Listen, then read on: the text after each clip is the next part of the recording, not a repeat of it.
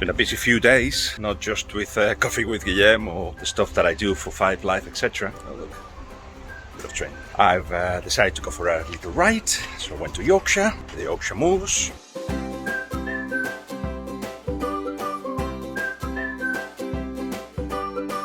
So nice.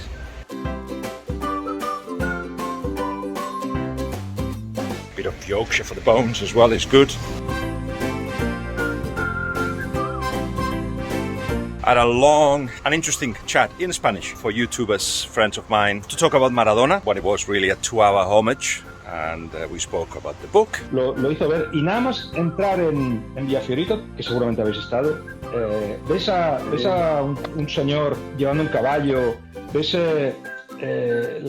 las calles que no están asfaltadas, ves al chaval, a los niños jugando a la pelota hecha con plásticos y papeles. And also there are new chapters of The Pod. The next one that will come out will be a chat that I had with Guillem Lopetegui, and that has got special guests, my 2 new friends who will be with me in the pod. Vicky Blume, who is a Swedish journalist who has a touch of Italian in her, and Charlotte Guizon, who is a French prestigious journalist as well, who will be part of the Pure Football podcast and will be with me talking to different guests in the next few weeks. So we did that too. No, I am looking for the sea in this moment. I have this possibility. I can show you. You can? Yes, please. Yes, show us the sea.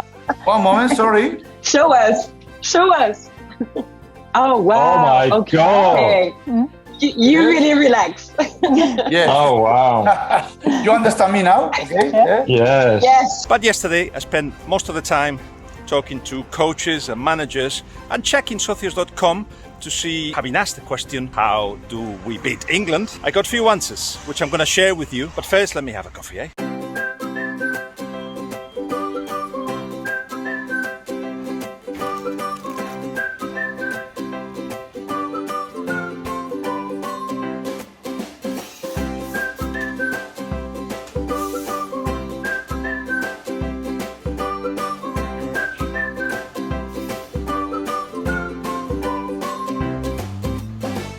Heading to London because I'm going to spend the rest of the tournament near Wembley, and look what's coming. It's scary. Anyway, having put some brains together, we've come out to the conclusion that that's the best way to beat England. The problem is it's very hard, and you'll see why, and it'll make you understand the difficulties that Roberto Mancini, Luis Enrique or Kasper Hjulmand will have to go through. Before we get there, just a quick look at the 3 teams left in the competition and how did they compare to England. Starting with Italy, high tempo, really equal in the physicality of it, the alternatives up front, the defensive work as well, collectively and individual. But one thing they're inferior is strategy, the set pieces. England are stronger at that. How about Denmark? Brave football. In fact, 3 out of the 4 teams left in the competition are that side of the draw, if you like, the ideological draw that I was telling you about, in which they prefer to be brave and risk things, England being the one that's much more balanced. So let's see who wins that ideological battle. But Denmark, yeah, they go at you, they pressure you high, they cannot maintain that level for 90 minutes,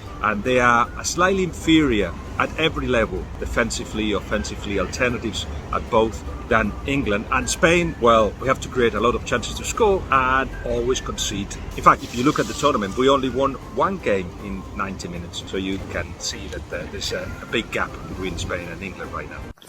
So England are very comfortable defending in a medium block all together, especially central areas. So the conclusion that many coaches have is that you have to have a lot of possession and move it from side to side, and whenever it's possible to try to play it in behind, to keep an eye on the runs of, say, if it was Spain, or Olmo, Morata or Ferran Torres, down the wings, behind the centre-backs, try to force those situations, even if they're not successful, because what happens then is that the defensive lines separate a bit. Perhaps the full-backs and the centre-backs have to drop deeper, the midfield line doesn't go so deep, so then gaps appear in the middle. That's when also there is the opportunity to find the players in between the lines, especially, say, in the case of Spain, Pedri and Koke. It's just about being patient, and it's just about always choosing well, but you have to be very alert to when you lose the ball to try to recover very, very early. And 3 of them, Denmark, Italy and Spain, do that very, very well. The other thing that they told me is that to create superiority in Walker's area, wherever he is, try to have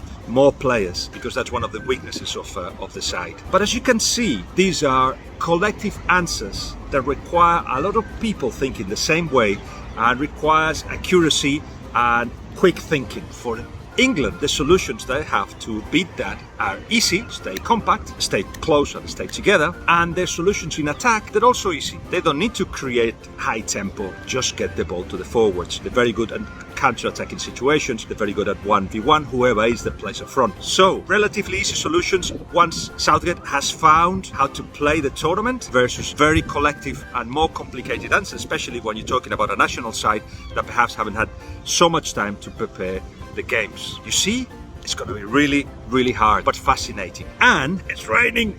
I'm going off. Just going to drink that inside. Oh God. Inside. It's too cold as well.